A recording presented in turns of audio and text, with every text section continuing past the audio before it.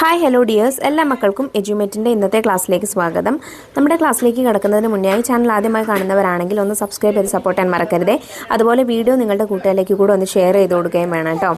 നമ്മുടെ ക്ലാസ്സുകൾ മക്കൾക്ക് കുറച്ചുകൂടെ ഉപകാരപ്രദവും സുഖപ്രദവും ആവാൻ വേണ്ടിയിട്ട് പരിചയസമ്പന്നരായ അധ്യാപകരുടെ നേതൃത്വത്തിൽ നമ്മളിപ്പോൾ ഓൺലൈൻ ട്യൂഷൻ ആരംഭിച്ചിട്ടുണ്ട്. 1 മുതൽ 6 വരെയുള്ള മക്കൾക്കാണ് നമ്മളിപ്പോൾ ക്ലാസ്സുകൾ കൊടുത്തുകൊണ്ടിരിക്കുന്നത്. ക്ലാസ്സിനെ കുറിച്ചുള്ള കൂടുതൽ വിവരങ്ങൾ അറിയുന്നതിന് വേണ്ടിയിട്ട് നമ്മൾ താഴെ കൊടുത്തിട്ടുള്ള നമ്പറിൽ കോൾ ചെയ്യുകയോ വാട്സപ്പ് ചെയ്യുകയോ ചെയ്താൽ മതി. ഇന്നത്തെ ക്ലാസ്സിൽ നമ്മൾ 6ാം ക്ലാസ്സിലെ മക്കളുടെ അടിസ്ഥാന ശാസ്ത്രത്തിലെ ഫസ്റ്റ് യൂണിറ്റ് ആണ് കേട്ടോ നോക്കാൻ പോകുന്നത്. ആഹാരത്തിലൂടെ ആരോഗ്യം എന്നാണ് ഈ യൂണിറ്റിന്റെ പേര്. അപ്പൊ ഇതിൽ ഫുഡിനെ കുറിച്ച്, ആഹാരത്തെ കുറിച്ച്, അതുപോലെ ആഹാരത്തിലൂടെ നമുക്ക് കിട്ടേണ്ട പോഷക ഘടകങ്ങളെ കുറിച്ച്, പിന്നെ പോഷക ഘടകങ്ങളുടെ കുറവ് മൂലമുണ്ടാകുന്ന രോഗങ്ങളെ കുറിച്ച്, അങ്ങനെ ഒരുപാട് കാര്യങ്ങൾ നമുക്ക് പഠിക്കാനുണ്ട്. നമുക്ക് പാഠത്തിലേക്ക് കടക്കാം. പാഠം തുടങ്ങുന്ന സമയത്ത് ഇവിടെ ഒരു അമ്മയും മോളും കൂടെ ഒരു ഡോക്ടറെ കൺസൾട്ട് ചെയ്യുന്ന ഒരു ചിത്രമാണ് അല്ലേ തന്നിട്ടുള്ളത്. അപ്പൊ പറയുന്നു, നോക്കൂ ഡോക്ടർ, മോൾക്ക് ഭാരക്കുറവുണ്ടോ എന്നൊരു സംശയം. അവൾ ആഹാരം വളരെ കുറച്ച് കഴിക്കാറുള്ളൂ, എന്താണ് ചെയ്യേണ്ടത്? അമ്മ ഡോക്ടറോട് ചോദിക്കുകയാണ്. ഡോക്ടർ എന്താ പറയുന്നത്? ചെറിയ ഭാരക്കുറവൊന്നും പ്രശ്നമായി എടുക്കേണ്ടതില്ല, വളരുന്ന പ്രായമല്ലേ, കുറച്ച് കഴിയുമ്പോൾ ശരിയാവും. എങ്കിലും ആവശ്യത്തിന് പോഷകാഹാരം ഉറപ്പാക്കണം. അമ്മയും ഡോക്ടറും തമ്മിലുള്ള സംഭാഷണം ശ്രദ്ധിച്ചില്ലേ? നിങ്ങളിൽ ചിലർക്കെങ്കിലും ഇത്തരം അനുഭവം ഉണ്ടായിട്ടുണ്ടാകുമല്ലോ. എന്താണ് പോഷകാഹാരം എന്നതുകൊണ്ട് അർത്ഥമാക്കുന്നത്? നിങ്ങളുടെ ഊഹം എഴുതൂ. എന്താ മക്കളെ പോഷകാഹാരം എന്ന് പറഞ്ഞാൽ? ശാരീരിക പ്രവർത്തനങ്ങൾ ശരിയായ രീതിയിൽ നടക്കുന്നതിനും ജീവൻ നിലനിർത്തുന്നതിനും ആവശ്യമായ വസ്തുക്കളുടെ അല്ലെങ്കിൽ ഭക്ഷണത്തിന്റെ വിതരണമാണ് പോഷകാഹാരം. വൈവിധ്യമാർന്ന ഭക്ഷണ പദാർത്ഥങ്ങൾ നമുക്ക് ചുറ്റുമുണ്ടല്ലോ. പാകം ചെയ്തും അല്ലാതെയും വ്യത്യസ്ത തരം ഭക്ഷ്യവസ്തുക്കൾ നാം ആഹാരമാക്കുന്നു. നാം സാധാരണയായി ഉപയോഗിക്കുന്ന ചില ഭക്ഷ്യവസ്തുക്കളുടെ ചിത്രങ്ങൾ നിരീക്ഷിക്കാം. ഈ ഭക്ഷ്യവസ്തുക്കളെ എങ്ങനെയെല്ലാം തരംതിരിക്കാം ശാസ്ത്ര പുസ്തകത്തിൽ എഴുതും. അപ്പൊ ചിത്രം എ, ഒന്നാമത്തെ ചിത്രത്തില് അരിയാണല്ലേ തന്നിട്ടുള്ളത്. അപ്പൊ അത് ധാന്യങ്ങളാണ്. ചിത്രം ബി, രണ്ടാമത്തേതിൽ പഴവർഗ്ഗങ്ങളാണ് അല്ലെങ്കിൽ പഴങ്ങളാണ്. മൂന്നാമത്തേതിൽ പച്ചക്കറികളാണ്. നാലാമത്തേത് പയറുവർഗ്ഗങ്ങളാണ്. അഞ്ചാമത്തേത് ഇലക്കറികളാണ് അല്ലെ. ഇതിൽ നിങ്ങൾക്ക് ഇഷ്ടമുള്ള ഭക്ഷ്യവസ്തുക്കൾ ഏതെല്ലാമാണ്? ഇഷ്ടമില്ലാത്തവയുണ്ടോ? അപ്പൊ ഇതെല്ലാം നിങ്ങൾക്ക് സ്വന്തമായിട്ടുള്ള അഭിപ്രായങ്ങൾ എഴുതാനാണ് പറഞ്ഞിട്ടുള്ളത്. നിങ്ങൾക്ക് ഇഷ്ടമുള്ളത് എഴുതാം, ഇഷ്ടമില്ലാത്തതും എഴുതാം. ചർച്ച ചെയ്യൂ. നിങ്ങൾ ഒരു ദിവസം സാധാരണ കഴിക്കാറുള്ള ഭക്ഷണങ്ങൾ പട്ടികപ്പെടുത്തൂ. അപ്പൊ നമുക്കിവിടെ താഴെ പ്രഭാത ഭക്ഷണം, ഉച്ചഭക്ഷണം, രാത്രി ഭക്ഷണം, ഇത് നിങ്ങൾ സാധാരണ എന്തൊക്കെയാണ് കഴിക്കാറുള്ളത് എന്ന് എഴുതണം. ഇത് ഓരോരുത്തരുടെയും ഭക്ഷണ രീതിക്ക് അനുസരിച്ച് വ്യത്യസ്തമാവും. ഞാനൊരു ഉദാഹരണം ഇവിടെ കൊടുക്കുന്നുണ്ട്. നിങ്ങൾ കഴിക്കുന്നത് എഴുതിയാൽ മതി കേട്ടോ. പ്രഭാത ഭക്ഷണം ദോശ, അപ്പം, ഇഡ്ഡലി, പുട്ട്, ചായ, ബ്രെഡ്, ഇത് ഏതെങ്കിലുമൊക്കെ ആയിരിക്കും കഴിക്കാം. ഉച്ചഭക്ഷണം ചോറ്, ഇറച്ചി, മീന്, പച്ചക്കറികൾ, പയറുകൾ. രാത്രി ഭക്ഷണം ചോറ് അല്ലെങ്കിൽ ചപ്പാത്തി അല്ലെങ്കിൽ ഇറച്ചി, മീന്, പഴങ്ങൾ, അതല്ലെങ്കിൽ സാലഡ്. ഇഷ്ടമുള്ള ആഹാര പദാർത്ഥങ്ങൾ മാത്രമാണോ നാം കഴിക്കേണ്ടത്? താഴെ കൊടുത്തിരിക്കുന്ന സംഭാഷണങ്ങൾ ശ്രദ്ധിക്കൂ. 3 ആളുകൾ ഇവിടെ പറയുന്നത് നോക്കിക്കേ. ഒരു കുട്ടി ആദ്യം പറയുന്നു, എനിക്ക് ഏറ്റവും ഇഷ്ടമുള്ളത് അപ്പവും കടലക്കറിയുമാണ്. എനിക്കിഷ്ടം പുട്ടും പഴവുമാണ്. മൂന്നാമത്തെ കുട്ടി പറയുന്നു, ഞാൻ ദിവസവും ന്യൂഡിൽസ് കഴിക്കാറുണ്ട്. അമ്മ എനിക്ക് എന്നും ന്യൂഡിൽസ് ഉണ്ടാക്കി തരും. 3 പേരും പറഞ്ഞത് ശ്രദ്ധിച്ചില്ലേ? ഈ 3 പേരുടെയും വളർച്ചയ്ക്കും ആരോഗ്യത്തിനും ഇവർക്ക് ഇഷ്ടമുള്ള ഭക്ഷണ പദാർത്ഥം മാത്രം മതിയാവുമോ? നിങ്ങളുടെ അഭിപ്രായം എഴുതൂ. ക്ലാസ്സിൽ അവതരിപ്പിച്ച് കാരണം വിശദീകരിക്കും. പോരാ, അവരുടെ ശരീര വളർച്ചയ്ക്കും ബുദ്ധിവികാസത്തിനും ആവശ്യമായ പോഷക ഘടകങ്ങൾ അടങ്ങിയ ഭക്ഷണം കൂടെ അവരുടെ ആഹാര രീതിയിൽ ഉൾപ്പെടുത്തേണ്ടതുണ്ട്. നിങ്ങൾക്ക് ആ അഭിപ്രായം പങ്കുവെക്കാവുന്നതാണ്. നമ്മുടെ ആരോഗ്യം, നമ്മുടെ ശാരീരിക പ്രവർത്തനങ്ങൾക്ക് ആവശ്യമായ ഊർജം നൽകുന്നത് ആഹാരമാണ്. നമ്മുടെ വളർച്ചയ്ക്കും ആരോഗ്യം നിലനിർത്തുന്നതിനും രോഗങ്ങളെ ചെറുക്കുന്നതിനും ആവശ്യമായ ഘടകങ്ങളാണ് പോഷകങ്ങൾ. ഇവ നമുക്ക് ലഭിക്കുന്നത് ഭക്ഷണ പദാർത്ഥങ്ങളിൽ നിന്നാണ്. ഭക്ഷണ പദാർത്ഥങ്ങളിൽ അടങ്ങിയിട്ടുള്ള പോഷക ഘടകങ്ങളാണ് കാർബോഹൈഡ്രേറ്റുകൾ, പ്രോട്ടീനുകൾ, കൊഴുപ്പുകൾ, വിറ്റാമിനുകൾ, ധാതുക്കൾ തുടങ്ങിയവ. ജലം ഒരു പോഷക ഘടകമല്ലെങ്കിലും ശാരീരിക പ്രവർത്തനങ്ങൾക്ക് ആവശ്യമായ പ്രധാനപ്പെട്ട ഒരു പദാർത്ഥമാണ്. ഭക്ഷ്യവസ്തുക്കളിൽ കാണുന്ന നാരുകളും ശാരീരിക പ്രവർത്തനങ്ങൾക്ക് ആവശ്യമാണ്. എല്ലാ ആഹാരത്തിലും എല്ലാ പോഷക ഘടകങ്ങളും മതിയായ അളവിൽ ഉണ്ടാകണമെന്നില്ല. അതിനാൽ നാം പലതരം ഭക്ഷ്യവസ്തുക്കൾ ഉപയോഗിച്ച് വിവിധ ആഹാര പദാർത്ഥങ്ങൾ തയ്യാറാക്കി കഴിക്കുന്നു. നാം കഴിക്കുന്ന ആഹാര പദാർത്ഥങ്ങളുടെ അളവ്, കഴിക്കുന്ന സമയം, വൈവിധ്യം, ഗുണമേന്മ എന്നിവ നമ്മുടെ ആരോഗ്യത്തെ സ്വാധീനിക്കുന്നു.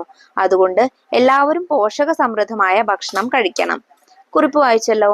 താഴെ നൽകിയിരിക്കുന്ന സൂചകങ്ങൾ ഉപയോഗിച്ച് കുറിപ്പ് വിശകലനം ചെയ്യൂ. അപ്പൊ നമുക്ക് താഴെ 3 ചോദ്യങ്ങൾ തന്നിട്ടുണ്ട്. നോക്കിക്കേ. പ്രധാനപ്പെട്ട പോഷക ഘടകങ്ങൾ ഏതെല്ലാമാണ്? അതാണ് ഒന്നാമത്തെ ചോദ്യം. ഏതൊക്കെയാണ്? കാർബോഹൈഡ്രേറ്റുകൾ, പ്രോട്ടീനുകൾ, കൊഴുപ്പുകൾ, വിറ്റാമിനുകൾ, ധാതുക്കൾ, നാരുകൾ. ചോദ്യം 2. വിവിധ തരം ഭക്ഷ്യവസ്തുക്കൾ ഉപയോഗിച്ച് ആഹാരം തയ്യാറാക്കുന്നതിന്റെ ആവശ്യകത എന്താണ്? എല്ലാ ആഹാരത്തിലും എല്ലാ പോഷക ഘടകങ്ങളും മതിയായ അളവിൽ ഉണ്ടാവണമെന്നില്ല. അതുകൊണ്ടാണ് നാം വിവിധ തരം ഭക്ഷ്യവസ്തുക്കൾ ഉപയോഗിച്ച് ആഹാരം നിർമ്മിക്കുന്നത്. ചോദ്യം 3. നാം എന്തിനാണ് പോഷക സമൃദ്ധമായ ഭക്ഷണം കഴിക്കുന്നത്? നമ്മുടെ ശാരീരിക പ്രവർത്തനങ്ങൾക്ക് ആവശ്യമായ ഊർജം നൽകുന്നതിന്, നമ്മുടെ ശരിയായ വളർച്ചയ്ക്ക്, ആരോഗ്യം നിലനിർത്തുന്നതിന്, രോഗങ്ങളെ ചെറുക്കുന്നതിന്. ഊർജം ലഭിക്കാൻ, വിശപ്പ് മാറ്റാനും രുചി ആസ്വദിക്കാനും വേണ്ടി മാത്രമാണോ നമ്മൾ ആഹാരം കഴിക്കുന്നത്? അല്ല. ഒരു ദിവസം നിങ്ങൾ എന്തെല്ലാം പ്രവർത്തികൾ ചെയ്യുന്നുണ്ട്? ചിത്രം നിരീക്ഷിക്കൂ. ഇവിടെ കുട്ടികൾ പഠിക്കുന്നുണ്ട്, കളിക്കുന്നുണ്ട്, ഫുട്ബോൾ കളിക്കുന്നുണ്ട് അല്ലെ? ഒരുപാട് കളികളും അതുപോലെ പഠനവും ഒരുപാട് ചിന്തകളും എല്ലാം വേണം നമുക്ക്. ഇതെല്ലാം നമ്മുടെ ദൈനംദിന ആവശ്യങ്ങളിൽ പെടുന്ന കാര്യങ്ങളാണ്. ഇതിനെല്ലാം വേണ്ടിയിട്ട് നമുക്ക് എന്ത് വേണം? ഊർജം വേണം. ഓക്കെ, അപ്പൊ ഇതിനുള്ള ഊർജമൊക്കെ നമുക്ക് ഭക്ഷണത്തിൽ നിന്നാണ് ലഭിക്കുന്നത്. എന്തെല്ലാം പ്രവർത്തനങ്ങളാണ് ചിത്രത്തിൽ കാണുന്നത്? നമ്മൾ പറഞ്ഞു അല്ലെ, ഈ പ്രവർത്തനങ്ങൾക്കെല്ലാം ഊർജം ആവശ്യമില്ലേ? ഉണ്ട്. ഇവയ്ക്കെല്ലാം ഒരേ അളവിലാണോ ഊർജം ആവശ്യമുള്ളത്? അല്ല അല്ലെ. നമ്മൾ സാധാരണ ഒരു ഭാഗത്ത് ഇരുന്നോ അല്ലെങ്കിൽ നിന്നോ കളിക്കുന്നതിനേക്കാട്ടിലും ഊർജം വേണം എന്ത്? ഓടി കളിക്കുന്നതിനൊക്കെ. ഫുട്ബോള്, ക്രിക്കറ്റ് തുടങ്ങിയിട്ടുള്ള കായിക അധ്വാനം വേണ്ടുന്ന കളികൾക്ക് കൂടുതൽ ഊർജം വേണം അല്ലെ. അപ്പോ എല്ലാ പ്രവർത്തനങ്ങൾക്കും വേണ്ട ഊർജത്തിന്റെ അളവ് വ്യത്യസ്തമാണ്. ഇതിനെല്ലാം വേണ്ട ഊർജം എവിടെ നിന്നാണ് ലഭിക്കുന്നത്? സ്വാഭാവികമായും നമുക്കറിയാം, ഭക്ഷണത്തിൽ നിന്നാണ്. നമുക്കത് പരിശോധിക്കാം. കാർബോഹൈഡ്രേറ്റ്. ശരീരത്തിന് ആവശ്യമായ ഊർജം പ്രധാനമായും ലഭിക്കുന്നത് കാർബോഹൈഡ്രേറ്റിൽ നിന്നാണ്. അന്നജം, പഞ്ചസാര, ഗ്ലൂക്കോസ്, സെല്ലുലോസ്, നാരുകൾ എന്നീ വിവിധ രൂപങ്ങളിൽ കാർബോഹൈഡ്രേറ്റ് ഭക്ഷ്യവസ്തുക്കളിൽ കാണപ്പെടുന്നു. ധാന്യങ്ങൾ, കിഴങ്ങുവർഗ്ഗങ്ങൾ എന്നിവയിൽ കൂടുതൽ അടങ്ങിയിരിക്കുന്നത് അന്നജമാണ്. നമുക്ക് ആവശ്യമായ ഊർജം ലഭിക്കണമെങ്കിൽ കഴിക്കുന്ന ആഹാരത്തിൽ കൂടുതലായി ഉൾപ്പെടുത്തേണ്ട ഭക്ഷ്യവസ്തുക്കൾ ഏതെല്ലാമാണ്? ധാന്യങ്ങളും കിഴങ്ങുവർഗ്ഗങ്ങളും ഒക്കെയാണ് കൂടുതലായിട്ട് ഊർജം ലഭിക്കുന്ന രീതിയിലുള്ള ഭക്ഷ്യവസ്തുക്കൾ എന്ന് നമ്മൾ പറഞ്ഞു. അതുകൊണ്ട് അരി, ഗോതമ്പ്, ഓട്സ്, റാഗി, മധുരക്കിഴങ്ങ്, ചേന, ചേമ്പ് തുടങ്ങിയിട്ടുള്ള ഭക്ഷണങ്ങളെല്ലാം നിങ്ങൾക്ക് നമ്മുടെ ആഹാരത്തിൽ ഉൾപ്പെടുത്തിയാൽ കൂടുതൽ ഊർജം ലഭിക്കുന്നതാണ്. ഇനി ഇവിടെ ഒരു കുട്ടി പറയുന്നത് നോക്കൂ. ഞാൻ എന്നും പാല് കുടിക്കാറുണ്ട്. പാലിൽ നിന്ന് അന്നജം ലഭിക്കുമോ? എല്ലാ ഭക്ഷ്യവസ്തുക്കളിലും അന്നജമുണ്ടോ? നിങ്ങളുടെ ഊഹം എന്താണ്? ഇല്ല അല്ലെ. എല്ലാത്തിലും അന്നജം ഉണ്ടായിരിക്കില്ല. കാരണം നമ്മൾ ഓൾറെഡി പഠിച്ചു, എല്ലാ ഭക്ഷ്യവസ്തുക്കളിലും എല്ലാ ഘടകങ്ങളും ഉണ്ടാവണമെന്നില്ല. അതുകൊണ്ടാണ് നമ്മൾ ഭക്ഷ്യവസ്തുക്കൾ മിക്സ് ചെയ്ത് അല്ലെങ്കിൽ കൂട്ടമായിട്ട് ഒരു എന്തുണ്ടാക്കുന്നത്, മറ്റു വ്യത്യസ്ത തരത്തിലുള്ള എല്ലാതും കൂടെ സംയോജിപ്പിച്ചുകൊണ്ടുള്ള ആഹാര രീതി നിർമ്മിക്കുന്നത് അല്ലെ. നാം കഴിക്കുന്ന ആഹാര പദാർത്ഥങ്ങളിൽ അന്നജം ഉണ്ടോ എന്ന് എങ്ങനെ കണ്ടെത്തും? ഒരു പരീക്ഷണം ചെയ്തു നോക്കാം. നമ്മൾ ചെയ്യാൻ പോകുന്ന പരീക്ഷണത്തിന് അയഡിൻ ടെസ്റ്റ് എന്നാണ് കേട്ടോ പറയാറ്. ആവശ്യമായ സാമഗ്രികൾ: 2 ടെസ്റ്റ് ട്യൂബ്, പാല്, നേർപ്പിച്ച അയഡിൻ ലായനി, കഞ്ഞിവെള്ളം. പ്രവർത്തനം എങ്ങനെയാണ്? 2 ടെസ്റ്റ് ട്യൂബ് എടുക്കുക. ഒന്നിൽ അല്പം പാലും രണ്ടാമത്തേതിൽ അല്പം കഞ്ഞിവെള്ളവും എടുക്കുക. ഓരോന്നിലും 2-3 തുള്ളി അയഡിൻ ലായനി ചേർക്കൂ. അയഡിൻ ലായനി ചേർത്തപ്പോൾ 2 ടെസ്റ്റ് ട്യൂബിലുമുള്ള ദ്രാവകത്തിന്റെ നിറത്തിൽ വന്ന മാറ്റം നിരീക്ഷിക്കൂ. നിങ്ങൾ കഴിക്കുന്ന മറ്റ് ഭക്ഷണ പദാർത്ഥങ്ങൾ ഉപയോഗിച്ച് ഈ പരീക്ഷണം ആവർത്തിക്കൂ. കണ്ടെത്തൽ പട്ടികയിൽ രേഖപ്പെടുത്തും. അപ്പോൾ ടെസ്റ്റ് ട്യൂബിൽ, അതായത് പാലും കഞ്ഞിവെള്ളവും എടുത്ത ടെസ്റ്റ് ട്യൂബിൽ നമ്മൾ ടെസ്റ്റ് ചെയ്യുമ്പോൾ, പരീക്ഷണം ചെയ്ത് നോക്കുമ്പോൾ എന്ത് മാറ്റമാണ് കാണാൻ കഴിയുന്നത്? അയഡിൻ ടെസ്റ്റ് കഴിയുമ്പോൾ കഞ്ഞിവെള്ളം എടുത്ത ടെസ്റ്റ് ട്യൂബിൽ നിറം മാറ്റം വരുന്നു. ഇരുണ്ട നീല നിറമായി അത് മാറുന്നു. എന്നാൽ പാലെടുത്ത ടെസ്റ്റ് ട്യൂബിൽ മാറ്റമൊന്നും തന്നെ സംഭവിക്കുന്നില്ല. അതായത് കഞ്ഞിവെള്ളത്തിൽ അന്നജം അടങ്ങിയിട്ടുണ്ട്, പാലിൽ അന്നജം അടങ്ങിയിട്ടില്ല. ഇത് കൂടാതെ മറ്റു ഭക്ഷ്യവസ്തുക്കളിലും അയഡിൻ ടെസ്റ്റ് ചെയ്യാനായിട്ട് പറഞ്ഞിട്ടുണ്ട്. നമുക്ക് ഓരോരോ വസ്തുക്കളായിട്ട് ഇവിടെ തന്നിട്ടുണ്ട്. ആദ്യത്തേത് ഉരുളക്കിഴങ്ങാണ്. ഉരുളക്കിഴങ്ങിൽ നമ്മൾ അയഡിൻ ലായനി ചേർക്കുന്ന സമയത്ത് നിറം മാറുന്നു. നീല അല്ലെങ്കിൽ ഒരു നീല കലർന്ന കറുപ്പ് നിറമായിട്ട് അത് മാറും. വെള്ളരിയിൽ ചേർക്കുമ്പോൾ നിറം മാറുന്നില്ല. മൈദയിൽ ചേർക്കുമ്പോൾ നിറം മാറുന്നു, അപ്പോഴും നീല കറുപ്പ് നിറമായിട്ട് മാറുന്നു. മുട്ടയുടെ വെള്ളയിലും നിറം മാറുന്നില്ല. നാരങ്ങ നീര് എടുക്കുകയാണെങ്കിൽ നിറം മാറുന്നു. നീലയും പർപ്പിളും കൂടെ കലർന്നിട്ടുള്ള ഒരു നിറമാണ് ആയിരിക്കുക. അന്നജം അയഡിനുമായി ചേരുമ്പോൾ ഇരുണ്ട നീല നിറം ഉണ്ടാവുന്നു. അന്നജത്തിന്റെ അളവ് അനുസരിച്ച് നീല നിറത്തിന്റെ കാഠിന്യത്തിൽ വ്യത്യാസമുണ്ടാവും. നിങ്ങൾ പരിശോധിച്ച ഭക്ഷ്യവസ്തുക്കളിൽ ഏതിലെല്ലാമാണ് അന്നജം കൂടുതലായി ഉള്ളതെന്ന് അയഡിൻ ലായനി ചേർത്തപ്പോൾ ഉണ്ടായ നിറത്തിന്റെ കാഠിന്യം നിരീക്ഷിച്ച് കണ്ടെത്തൂ. അപ്പൊ ഉരുളക്കിഴങ്ങ്, മൈദ, നാരങ്ങ വെള്ളം ഇതിലൊക്കെ കൂടിയ അളവിൽ തന്നെ അന്നജം ഉണ്ട് കേട്ടോ. നിങ്ങൾ സാധാരണ കഴിക്കുന്ന ആഹാരം നേരത്തെ പട്ടികയിൽ എടുത്തിട്ടുണ്ടല്ലോ. പട്ടിക വിശകലനം ചെയ്ത് അന്നജമുള്ള ആഹാര വസ്തുക്കളാണോ നിങ്ങൾ കൂടുതലായി ഉപയോഗിക്കുന്നതെന്ന് പരിശോധിക്കൂ. നമ്മൾ പറഞ്ഞു നേരത്തെ നിങ്ങൾ എഴുതിയ പട്ടിക പലരും പല ഭക്ഷണങ്ങളായിരിക്കും കഴിക്കുന്നത്. അത് ഇതുമായിട്ട് നിങ്ങളൊന്ന് കമ്പയർ ചെയ്യുക. എന്നിട്ട് അന്നജം കൂടിയ വസ്തുക്കൾ നിങ്ങൾ കഴിക്കുന്നുണ്ടോ, അതല്ല നിങ്ങൾക്ക് ഇനി ഭക്ഷണത്തിൽ അത്തരത്തിലുള്ള ഭക്ഷണങ്ങൾ ഉൾപ്പെടുത്തേണ്ടതായിട്ടുണ്ടോ എന്നുള്ള കാര്യങ്ങളൊക്കെ നിങ്ങൾക്ക് പരിശോധിക്കാവുന്നതാണ്. ചെറുധാന്യങ്ങൾ. പുല്ലുവർഗത്തിൽപ്പെട്ട വിളകളാണ് ചെറുധാന്യങ്ങൾ അഥവാ മില്ലറ്റുകൾ. അരി, ഗോതമ്പ് എന്നിവയെ അപേക്ഷിച്ച് വളരെ ഉയർന്ന തോതിലുള്ള പ്രോട്ടീൻ, വിറ്റാമിൻ, ധാതു ലവണങ്ങൾ എന്നിവ ഇവയിലുണ്ട്. നാരുകളാൽ സമ്പന്നമായ ചെറുധാന്യങ്ങൾ ദഹന പ്രക്രിയയിൽ പ്രധാന പങ്ക് വഹിക്കുന്നു. മുൻകാലങ്ങളിൽ പക്ഷികൾക്കും മൃഗങ്ങൾക്കുമുള്ള ഭക്ഷണമായിട്ടാണ് ഇവ ഉപയോഗിച്ചു വന്നിരുന്നത്. ഇവയുടെ പോഷക മൂല്യം മനസ്സിലാക്കിയതോടുകൂടിയാണ് മനുഷ്യരും ആഹാരമായി ഉപയോഗിച്ചു തുടങ്ങിയത്. റാഗി, ബജ്റ, തിന, ചോളം, ചാമ തുടങ്ങിയവ ഈ വിഭാഗത്തിൽ പെടുന്നു. വളർച്ചയ്ക്ക് പിന്നിൽ. നമ്മുടെ ആഹാരത്തിൽ കാർബോഹൈഡ്രേറ്റ് മാത്രം ഉൾപ്പെടുത്തിയാൽ മതിയോ? പോരാ അല്ലേ. നമ്മൾ നേരത്തെ പഠിച്ചതുപോലെ പ്രോട്ടീൻ, കൊഴുപ്പ്, വിറ്റാമിനുകൾ, ധാതുക്കൾ, നാരുകൾ ഇതെല്ലാം വേണം. മറ്റെന്തെല്ലാം പോഷകഘടകങ്ങൾ നമുക്ക് ആവശ്യമുണ്ടെന്ന് നോക്കാം. അതിലൊന്നാമത്തേത് പ്രോട്ടീൻ ആണ്. ഇവിടെ ഒരു പാരന്റ് ഡോക്ടറെ വിസിറ്റ് ചെയ്യുന്നത് നോക്കിക്കേ. അമ്മ ഡോക്ടറോട് പറയാണ്, ഒന്നും ചെയ്യാൻ മോന് ഉഷാറില്ല, എപ്പോഴും നല്ല ക്ഷീണമാണെന്ന് പറയുന്നു ഡോക്ടർ. അപ്പൊ ഡോക്ടർ അമ്മയോട് പറയുന്നു, കുട്ടിക്ക് വളർച്ചക്കുറവുണ്ട്. മുട്ട, ചെറുപയർ, നിലക്കടല, മത്സ്യം, പാല് തുടങ്ങിയ ആഹാരങ്ങൾ ധാരാളമായി നൽകണം. അതിന് താഴെയായിട്ട് ഒരു ചോദ്യമുണ്ട്. കുട്ടിയുടെ അമ്മയോട് ഡോക്ടർ പറഞ്ഞു ശ്രദ്ധിച്ചില്ലേ? ഡോക്ടർ ഇങ്ങനെ പറയാൻ കാരണം എന്താണ്? കുട്ടിക്ക് പോഷകാഹാരത്തിന്റെ കുറവുള്ളത് കൊണ്ടാണ് ഇങ്ങനെ പറഞ്ഞത്. സ്കൂളിലെ ആരോഗ്യ ക്ലബ്ബ് സംഘടിപ്പിച്ച പരിപാടിയിൽ ഡയറ്റീഷ്യൻ നൽകിയ നിർദ്ദേശങ്ങൾ എന്തൊക്കെയാണെന്ന് വായിക്കൂ. നോക്കിക്കേ, ഇവിടെ നമുക്ക് തന്നിട്ടുണ്ട്. അവിടെ കോശിയോർക്കർ ബാധിച്ച ഒരു കുട്ടിയുടെ ഫോട്ടോ ആണ് കേട്ടോ തന്നിട്ടുള്ളത്. അതിന് താഴെ എന്തൊക്കെ കാര്യങ്ങൾ കൊടുത്തിട്ടുണ്ട് നോക്കൂ. ശരീര നിർമ്മിതിക്കും വളർച്ചയ്ക്കും ആവശ്യമായ ഒരു പ്രധാന പോഷക ഘടകമാണ് പ്രോട്ടീൻ. ശരീര നിർമ്മിതിക്കും വളർച്ചയ്ക്കും ആവശ്യമായത് കേട്ടോ. പേശികൾ, തലമുടി, ത്വക്ക് എന്നിവയുടെ ആരോഗ്യത്തിന് പ്രോട്ടീൻ ആവശ്യമാണ്. കൂടാതെ ഇവ ഊർജവും പ്രദാനം ചെയ്യുന്നു.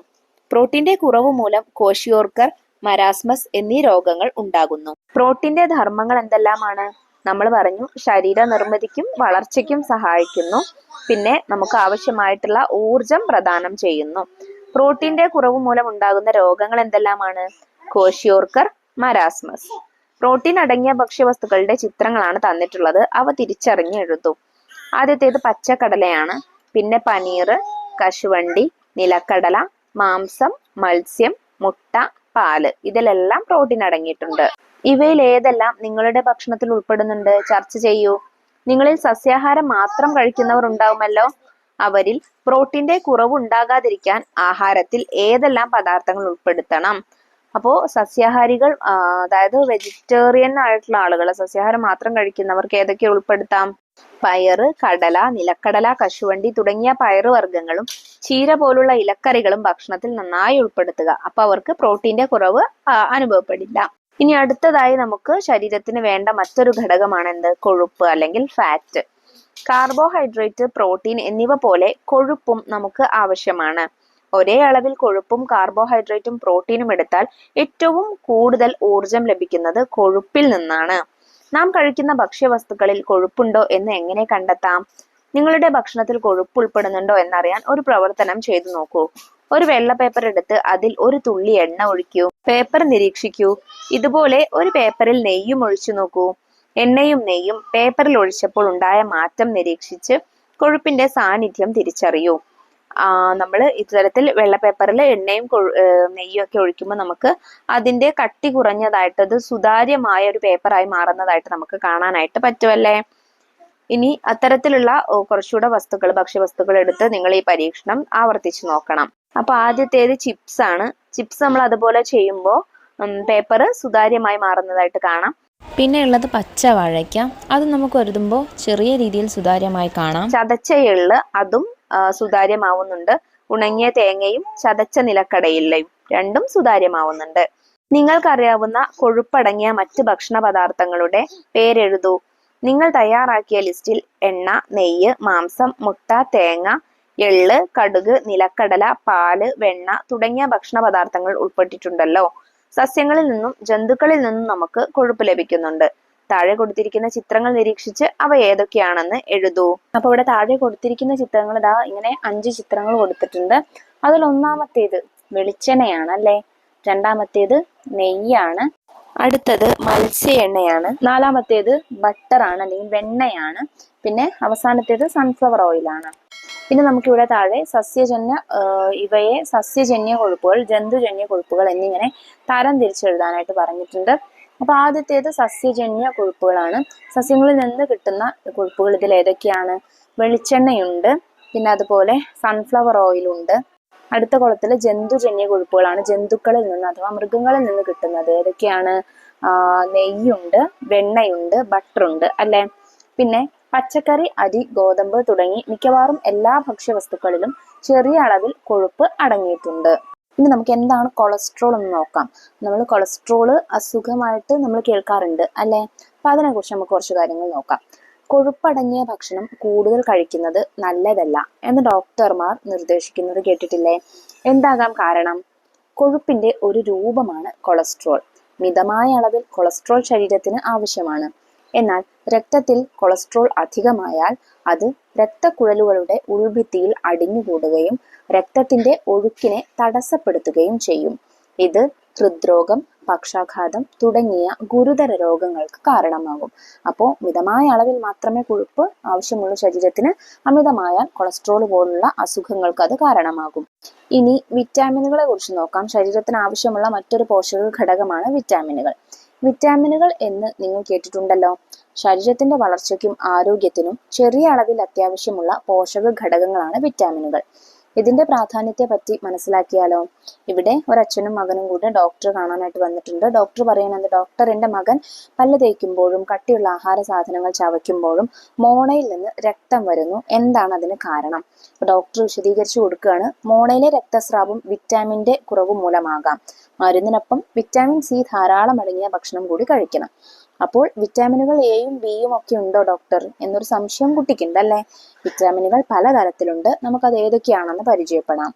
ഇവിടെ ഓരോ വിറ്റാമിനുകളും അതിന്റെ പ്രാധാന്യവും തന്നിട്ടുള്ള ഒരു പട്ടികയാണ് നമുക്ക് നൽകിയിട്ടുള്ളത്. നോക്കിക്കേ, ആദ്യത്തേത് വിറ്റാമിൻ എ ആണ്. വിറ്റാമിൻ എ കണ്ണ്, ത്വക്ക്, തലമുടി എന്നിവയുടെ ആരോഗ്യത്തിന് പ്രധാനപ്പെട്ടതാണ്.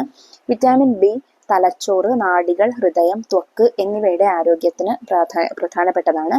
വിറ്റാമിൻ സി പല്ല്, മോണ, രക്തക്കുഴലുകൾ എന്നിവയുടെ ആരോഗ്യത്തിനും രോഗപ്രതിരോധ ശേഷിക്കും ആവശ്യമാണ്. വിറ്റാമിൻ ഡി എല്ലുകളുടെയും പല്ലുകളുടെയും ആരോഗ്യത്തിനും രോഗപ്രതിരോധ ശേഷിക്കും ആവശ്യമാണ്. വിറ്റാമിൻ ഇ നാഡികളുടെ ശരിയായ പ്രവർത്തനത്തിന് ആവശ്യമാണ്. വിറ്റാമിൻ കെ മുറിവുണ്ടാകുമ്പോൾ രക്തം കട്ട പിടിക്കുന്നതിന് ആവശ്യമാണ്. അപ്പോൾ vitamin A, B, C, D, E, K ഇങ്ങനെ വിവിധ തരത്തിലുണ്ടെന്ന് മനസ്സിലായില്ലേ?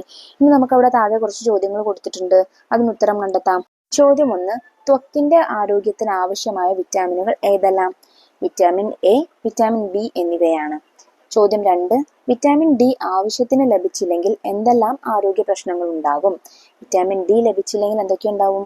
എല്ലുകളുടെ ആരോഗ്യം നഷ്ടമാവും, പല്ലുകളുടെ ആരോഗ്യം നഷ്ടമാവും, രോഗപ്രതിരോധ ശേഷി കുറയും. ഇനി നമുക്ക് വിറ്റാമിൻ ഡിയെ കുറിച്ചും ബി കോംപ്ലക്സിനെ കുറിച്ചും ചെറിയ ഒരു നോട്ട് തന്നിട്ടുണ്ട്. അത് വായിച്ചു നോക്കാം. വിറ്റാമിൻ ഡിയും ബി കോംപ്ലക്സും. സൂര്യപ്രകാശത്തിൽ നിന്ന് ലഭിക്കുന്ന വിറ്റാമിനാണ് വിറ്റാമിൻ ഡി. ചെറിയ അളവിൽ ഭക്ഷണത്തിൽ നിന്നും ഇത് ലഭിക്കുന്നുണ്ട്. എല്ലുകളുടെയും പല്ലുകളുടെയും ആരോഗ്യത്തിനും രോഗപ്രതിരോധ ശേഷിക്കും ഏറ്റവും ആവശ്യമായ ഒരു വിറ്റാമിനാണിത്. വിറ്റാമിൻ ഡിയുടെ കുറവ് മൂലം കുട്ടികളിൽ എല്ലുകൾ ദുർബലമായോ മൃദുവായോ മാറുന്ന അവസ്ഥയാണ് കാണാം, അഥവാ റിക്കറ്റ്സ്. വിറ്റാമിൻ ഡി ലഭിക്കുന്നതിനായി സൂര്യപ്രകാശം ഏൽക്കുന്നത് നല്ലതാണ്. നമ്മുടെ ശാരീരിക പ്രവർത്തനങ്ങൾക്ക് വളരെ അത്യാവശ്യം വേണ്ട ഒരു കൂട്ടം വിറ്റാമിനുകളാണ് ബി കോംപ്ലക്സ്. 8 തരം ബി വിറ്റാമിനുകളുടെ കൂട്ടമാണിത്. ആരോഗ്യം നിലനിർത്തുന്നതിൽ വിറ്റാമിൻ ബി കോംപ്ലക്സ് നിർണായക പങ്ക് വഹിക്കുന്നു. കോശത്തിന്റെ ആരോഗ്യം, ചുവന്ന രക്താണുക്കളുടെ വളർച്ച, കാഴ്ചശക്തി, നാഡീപ്രവർത്തനം, ഹൃദയ സംബന്ധമായ ആരോഗ്യം എന്നിവയ്ക്കെല്ലാം ബി കോംപ്ലക്സ് ആവശ്യമാണ്. വിറ്റാമിനുകളുടെ കുറവ് മൂലമുണ്ടാകുന്ന ശാരീരിക പ്രവർത്തനങ്ങൾ ഒഴിവാക്കാൻ ഏതെല്ലാം ആഹാരം കഴിക്കണം? വ്യത്യസ്ത വിറ്റാമിനുകൾ അടങ്ങിയ ആഹാര പദാർത്ഥങ്ങൾ ഏതെല്ലാമാണെന്ന് പട്ടിക നിരീക്ഷിച്ച് മനസ്സിലാക്കൂ. റഫറൻസ് പുസ്തകങ്ങൾ പരിശോധിച്ച് കൂടുതൽ ഭക്ഷ്യവസ്തുക്കൾ ഉൾപ്പെടുത്തി പട്ടിക വിപുലീകരിക്കുകയും വേണം. അപ്പൊ നമുക്കിവിടെ ഓരോ വിറ്റാമിനുകളും ആ വിറ്റാമിനുകൾ അടങ്ങിയിട്ടുള്ള ഭക്ഷ്യവസ്തുക്കളും ഏതൊക്കെയാണെന്ന് 2 വീതം ഉദാഹരണങ്ങളായിട്ട് ഈ പട്ടികയിൽ തന്നിട്ടുണ്ട്. നമ്മൾ അതിലേക്ക് ഒരു 2-3 കൂടെ ആഡ് ചെയ്തിട്ട് പട്ടിക വിപുലീകരിക്കുകയും വേണം കേട്ടോ. അപ്പൊ നമുക്ക് നോക്കാം. ആദ്യത്തേത് വിറ്റാമിൻ എ. വിറ്റാമിൻ എ അടങ്ങിയിരിക്കുന്ന ഭക്ഷണങ്ങൾ മത്സ്യം, ക്യാരറ്റ്, മുട്ട, പാലുൽപ്പന്നങ്ങൾ, മധുരക്കിഴങ്ങ് തുടങ്ങിയവയാണ്. വിറ്റാമിൻ ബി അടങ്ങിയിരിക്കുന്നത് മട്ടയരി, ചീര, മുട്ട, പാല്, ഇറച്ചി. വിറ്റാമിൻ സി അടങ്ങിയ ഭക്ഷണങ്ങളാണ് നെല്ലിക്ക, നാരങ്ങ, ഓറഞ്ച്, കുരുമുളക്, ഉരുളക്കിഴങ്ങ്, സ്ട്രോബെറി തുടങ്ങിയവയെല്ലാം. വിറ്റാമിൻ ഡി അടങ്ങിയിരിക്കുന്നത് മത്സ്യം, മുട്ട, ഇറച്ചി, ലിവർ, ബദാം മിൽക്ക് തുടങ്ങിയവയിലാണ്. വിറ്റാമിൻ ഇ അടങ്ങിയിരിക്കുന്നത് നിലക്കടല, ബദാം, മാമ്പഴം, കിവി, ചീര, അവക്കാഡോ തുടങ്ങിയവയ്ക്ക് അതിനുദാഹരണങ്ങളാണ്. അവസാനമായി വിറ്റാമിൻ കെ അടങ്ങിയ ഭക്ഷ്യവസ്തുക്കളാണ് കാബേജ്, കോളിഫ്ലവർ, ബ്രോക്കലി, മുള്ളങ്കി, ആസ്പരാഗസ് തുടങ്ങിയവയെല്ലാം. നിങ്ങളുടെ ഒരു ദിവസത്തെ ഭക്ഷണത്തിൽ ഈ പട്ടികയിലെ ഭക്ഷ്യവസ്തുക്കൾ ഉൾപ്പെടുത്തുന്നുണ്ടോ എന്ന് പരിശോധിക്കുകയും വേണം കേട്ടോ. നമ്മുടെ ചുറ്റുപാടുകളിൽ നിന്ന് കിട്ടുന്ന ഭക്ഷ്യയോഗ്യമായ ഇലകൾ, പഴവർഗ്ഗങ്ങൾ എന്നിവയിൽ വിവിധയിനം വിറ്റാമിനുകൾ ധാരാളം അടങ്ങിയിരിക്കുന്നു. മുരിങ്ങയില, ചീര, പേരയ്ക്ക, പപ്പായ, മാങ്ങ തുടങ്ങി വിവിധ ഭക്ഷ്യവസ്തുക്കൾ ആഹാരത്തിൽ ഉൾപ്പെടുത്തേണ്ടതിന്റെ ആവശ്യകത മനസ്സിലായില്ലേ? വിറ്റാമിൻ ബി, സി എന്നിവ വെള്ളത്തിൽ ലയിക്കുന്ന വിറ്റാമിനുകളാണ്. എ, ഡി, ഇ, കെ എന്നീ വിറ്റാമിനുകൾ കൊഴുപ്പിൽ മാത്രമേ ലയിക്കുകയുള്ളൂ. കൊഴുപ്പിന്റെ അഭാവത്തിൽ ഈ വിറ്റാമിനുകൾ ശരീരത്തിൽ ആഗിരണം ചെയ്യപ്പെടുകയില്ല. ഭക്ഷണത്തിൽ കൊഴുപ്പ് ഉൾപ്പെടുത്തേണ്ടതിന്റെ പ്രാധാന്യം മനസ്സിലായില്ലേ? അപ്പൊ ഇങ്ങനെ ഒരു ചോദ്യം ചോദിക്കാം, എന്തുകൊണ്ടാണ് ഭക്ഷണത്തിൽ കൊഴുപ്പ് ഉൾപ്പെടുത്തേണ്ടതെന്ന്. അപ്പോൾ നമ്മൾ എന്ത് ചെയ്യാം, വിറ്റാമിൻ ബിയും സിയും മാത്രമേ വെള്ളത്തിൽ ലയിക്കുകയുള്ളൂ.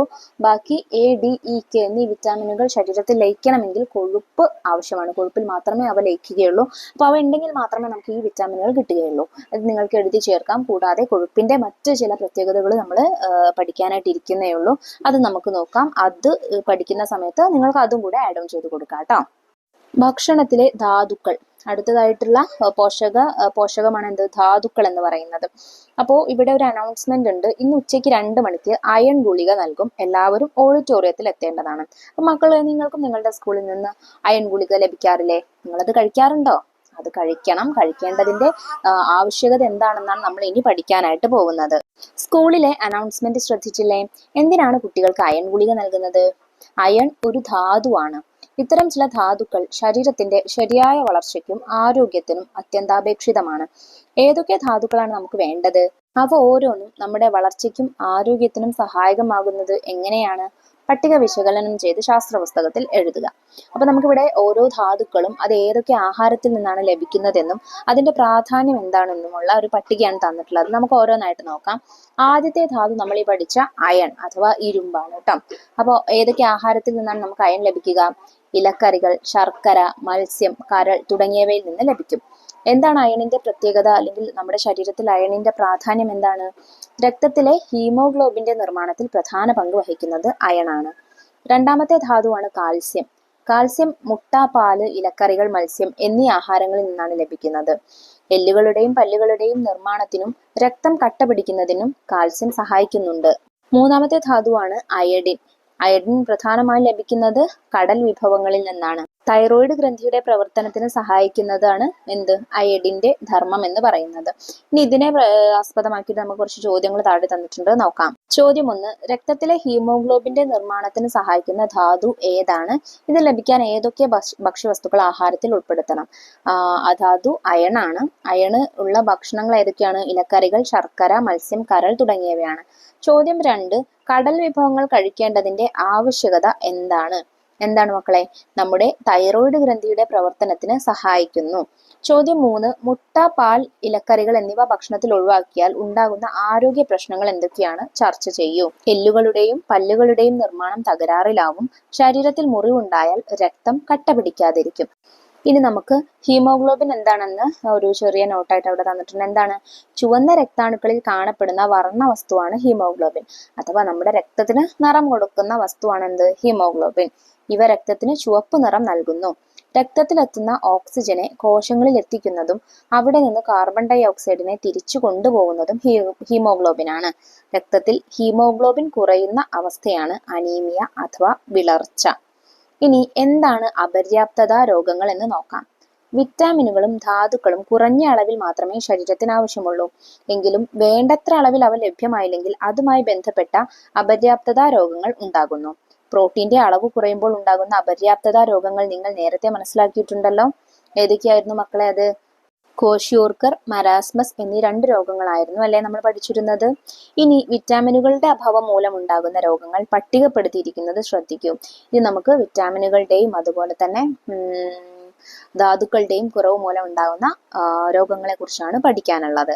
ആദ്യം നമുക്ക് വിറ്റാമിന്റെ കുറവ് മൂലം ഉണ്ടാകുന്ന അപര്യാപ്തത രോഗങ്ങൾ നോക്കാം. ആദ്യം വിറ്റാമിൻ എയുടെ കുറവ് മൂലം ഉണ്ടാകുന്ന ഒരു അസുഖമാണ് നിശാന്തത എന്ന് പറയുന്നത്. പിന്നെ വിറ്റാമിൻ ബിയുടെ കുറവ് മൂലം ഉണ്ടാകുന്ന അസുഖമാണ് ഗ്ലോസിറ്റിസ്.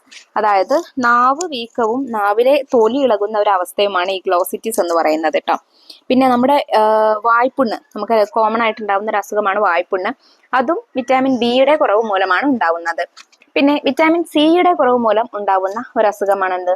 മോണയിൽ നിന്നുള്ള രക്തസ്രാവം. സ്കർവി എന്നാണ് ആ അസുഖത്തെ പറയുക. നമ്മുടെ മോണയിൽ നിന്നുള്ള രക്തസ്രാവമാണ് ഇതിന്റെ ലക്ഷണം എന്ന് പറയുന്നത് കേട്ടോ. പിന്നെ വിറ്റാമിൻ ഡിയുടെ കുറവ് മൂലം ഉണ്ടാകുന്ന അസുഖമാണ് എന്ത്? കണ. എന്താണ് കണ എന്ന് നമ്മൾ നേരത്തെ പഠിച്ചിട്ടുണ്ടായിരുന്നു അല്ലെ? എന്താ? കുട്ടികളിൽ എല്ല് ദുർബലമാവുകയും മൃദുവാവുകയും ചെയ്യുന്ന അവസ്ഥയാണ് അല്ലെ കണ. ഇനി ഇതിന് താഴെ കുറച്ച് ക്വസ്റ്റ്യൻസ് തന്നിട്ടുണ്ട്, നോക്കൂ. ഏത് വിറ്റാമിന്റെ അഭാവം മൂലമാണ് സ്കർവി ഉണ്ടാവുന്നത്? വിറ്റാമിൻ സിയുടെ അഭാവം മൂലം. നിങ്ങളുടെ വീട്ടിൽ ആർക്കെങ്കിലും വായ്പുണ്ണ് വന്നാൽ അവരുടെ ഭക്ഷണത്തിൽ ഏതൊക്കെ ഭക്ഷ്യവസ്തുക്കൾ ഉൾപ്പെടുത്താൻ നിങ്ങൾ നിർദ്ദേശിക്കും? അപ്പൊ വിറ്റാമിൻ ബിയുടെ കുറവ് മൂലമാണ് വായ്പുണ്ണ് ഉണ്ടാവുന്നത്. അതുകൊണ്ട് വിറ്റാമിൻ സി അടങ്ങിയ ഭക്ഷണങ്ങളായിട്ടുള്ള മട്ടയരി, ചീര, മുട്ട, പാല്, ഇറച്ചി തുടങ്ങിയവ കൂടുതലായിട്ട് എന്ത് ചെയ്യണം? ഭക്ഷണത്തിൽ ഉൾപ്പെടുത്തണം. ചോദ്യം 3. ഏത് വിറ്റാമിന്റെ കുറവാണ് നിശാന്തതയ്ക്ക് കാരണം? വിറ്റാമിൻ എയുടെ കുറവാണ്. ചോദ്യം 4. ഏത് വിറ്റാമിന്റെ അഭാവം മൂലമാണ് കണ ഉണ്ടാവുന്നത്? വിറ്റാമിൻ ഡിയുടെ കുറവ് മൂലമാണ്. ഇനി നമുക്ക് നിശാന്തതയെ കുറിച്ച് കുറച്ച് കാര്യങ്ങൾ ഇവിടെ പറഞ്ഞിട്ടുണ്ട്. എന്താണ് നിശാന്തത എന്ന് നോക്കാം. ഇരുട്ടിലും മങ്ങിയ വെളിച്ചത്തിലും അനുഭവപ്പെടുന്ന കാഴ്ചക്കുറവാണ് നിശാന്തത.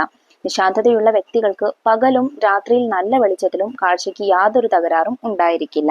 ധാതുക്കളുടെ അഭാവം മൂലം ഉണ്ടാകുന്ന അപര്യാപ്തത രോഗങ്ങളാണ് ചുവടെ നൽകിയിരിക്കുന്നത്. പട്ടിക വിശകലനം ചെയ്ത് നൽകിയിരിക്കുന്ന ചോദ്യങ്ങൾക്ക് ഉത്തരം കണ്ടെത്തുക. നമുക്കറിയാം ധാതുക്കൾ ഏതൊക്കെയായിരുന്നു? അയണ്, അയഡിൻ, കാൽസ്യം തുടങ്ങിയവയാണല്ലേ ധാതുക്കൾ. അപ്പൊ അവയുടെ അഭാവം മൂലം ഉണ്ടാകുന്ന കുറച്ച് രോഗങ്ങൾ അവിടെ തന്നിട്ടുണ്ട്. നോക്കിക്കേ. അയണിന്റെ കുറവ് മൂലമാണ് അനീമിയ അഥവാ വിളർച്ച ഉണ്ടാകുന്നത്. ഇനി അയഡിന്റെ കുറവ് മൂലമാണ് ഗോയിറ്റർ എന്നുള്ള അസുഖം ഉണ്ടാകുന്നത്. കാൽസ്യത്തിന്റെ കുറവ് കൊണ്ടാണ് ഓസ്റ്റിയോപൊറോസിസ് എന്നുള്ള അസുഖം ഉണ്ടാകുന്നത്. ഇനി നമുക്ക് ചുവടെ തന്നിരിക്കുന്ന ചോദ്യങ്ങൾ നോക്കാം. ചോദ്യം 1. അയണിന്റെ അഭാവം മൂലം ഉണ്ടാകുന്ന രോഗാവസ്ഥ ഏതാണ്? അനീമിയ അഥവാ വിളർച്ചയാണ്. ചോദ്യം 2. ഗോയിറ്റർ രോഗം ഉണ്ടാകാതിരിക്കാൻ നാം ഭക്ഷണത്തിൽ ഉൾപ്പെടുത്തേണ്ട ആഹാര വസ്തുക്കൾ എന്തെല്ലാമാണ്? അപ്പോൾ അയഡിൻ അടങ്ങിയിട്ടുള്ള കടൽ വിഭവങ്ങൾ നിങ്ങൾക്ക് ഭക്ഷണത്തിൽ ഉൾപ്പെടുത്തിയാൽ ഗോയിറ്റർ അസുഖത്തിൽ നിന്ന് നമുക്ക് പ്രതിരോധ ശേഷി നേടാം. ചോദ്യം 3. ഓസ്റ്റിയോപൊറോസിസ് ഉണ്ടാകാതിരിക്കാൻ ഏതൊക്കെ തരം ഭക്ഷ്യവസ്തുക്കൾ നമ്മുടെ ആഹാരത്തിൽ ഉൾപ്പെടുത്തണം? ഓസ്റ്റിയോപൊറോസിസ് കാൽസ്യത്തിന്റെ അഭാവം മൂലമാണ് ഉണ്ടാവുന്നത്. അതുകൊണ്ട് കാൽസ്യം അടങ്ങിയ മുട്ട, പാല്, ഇലക്കറികൾ, മത്സ്യം തുടങ്ങിയവ ഭക്ഷണത്തിൽ ഉൾപ്പെടുത്തണം. ചോദ്യം 4. എന്തിനാണ് സ്കൂളിൽ അയൺ ഗുളിക വിതരണം ചെയ്യുന്നത്? വിശദീകരിക്കൂ. എന്തിനാണ്? അനീമിയ പോലുള്ള അപര്യാപ്തത രോഗങ്ങൾ ഉണ്ടാവാതിരിക്കാനാണ് ഇത് നൽകുന്നത്. മുകളിൽ നൽകിയിരിക്കുന്ന 2 പട്ടികകളും വിശകലനം ചെയ്ത് അപര്യാപ്തത രോഗങ്ങളെ കുറിച്ച് ഒരു ലേഖനം തയ്യാറാക്കി ബുള്ളറ്റിൻ ബോർഡിൽ പ്രദർശിപ്പിക്കുക.